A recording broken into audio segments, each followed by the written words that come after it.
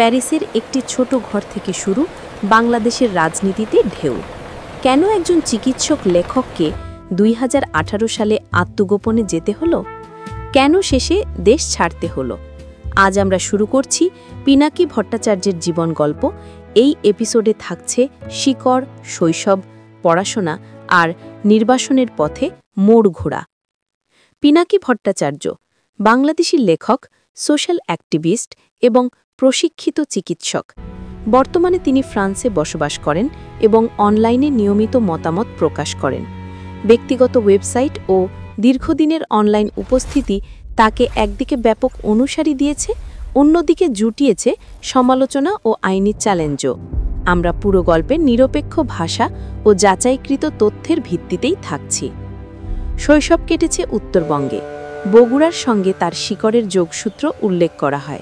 পরে রাজশাহী মেডিকেল কলেজে পড়াশোনা, চিকিৎসাবিদ্যার প্রশিক্ষণ শেষ করে পেশাগত জীবনে কর্পোরেট সেক্টরেও কাজ করেছেন।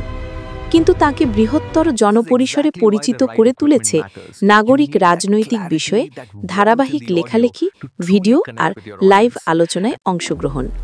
সমসাময়িক ঘটনাবলীর উপর নিয়মিত মন্তব্য করতে করতে তিনি ধীরে ধীরে হয়ে উঠেছেন এক প্রভাবশালী অনলাইন কণ্ঠ। 2018 সাল দেশের রাজপথে ছাত্রদের নিরাপদ সড়ক আন্দোলন সহ নানা ঘটনার প্রেক্ষাপটে তিনি বলেন, নিরাপত্তা সংস্থার তলব পাওয়ার পর নিজের নিরাপত্তা ঝুঁকি অনুভব করে আত্মগোপনে যেতে বাধ্য হন। এ কথা তার নিজের বয়ান ও সেই সময়কার সাক্ষাৎকারে পাওয়া যায়। এই সময়ে পরিবার, কাজ, স্বাভাবিক জীবন সবকিছু থেকে নিজেকে সরিয়ে নিতে হয়। একজন নাগরিক হিসেবে মত প্রকাশের অধিকার তিনি ব্যবহার করছিলেন। তার ত্যাগের ঠিক সেটাই তাকে ঝুঁকির মুখে ফেলেছিল। এটি তার ব্যক্তিগত বক্তব্য, আমরা তা নথিভুক্ত রাখছি। আত্মগোপনের পর শুরু হয় দেশত্যাগের অধ্যায়। তার নিজের লেখায় উঠে আসে, বন্ধুদের সহায়তায় প্রথমে দেশ ত্যাগ করে তিনি ব্যাংককে যান, সেখান থেকে পরবর্তীতে ফ্রান্সে আশ্রয় নেন। নতুন শহর, নতুন ভাষা, নতুন নিয়ম সবকিছুর মাঝেও তিনি অনলাইনে আরও সক্রিয় হয়ে ওঠেন। প্যারিস থেকে নিয়মিত ভিডিও, পডকাস্ট, দীর্ঘ পোস্ট সব মিলিয়ে গড়ে ওঠে এক প্রবাস ভিত্তিক দর্শক শ্রোতার কমিউনিটি। তিনি নিজেকে রাইটার অ্যাক্টিভিস্ট হিসেবে পরিচয় দেন। বই প্রকাশ, বক্তৃতা, লাইভ অনুষ্ঠান ধারাবাহিকভাবে চলতে থাকে। নির্বাসিত জীবনের সবচেয়ে কঠিন কি?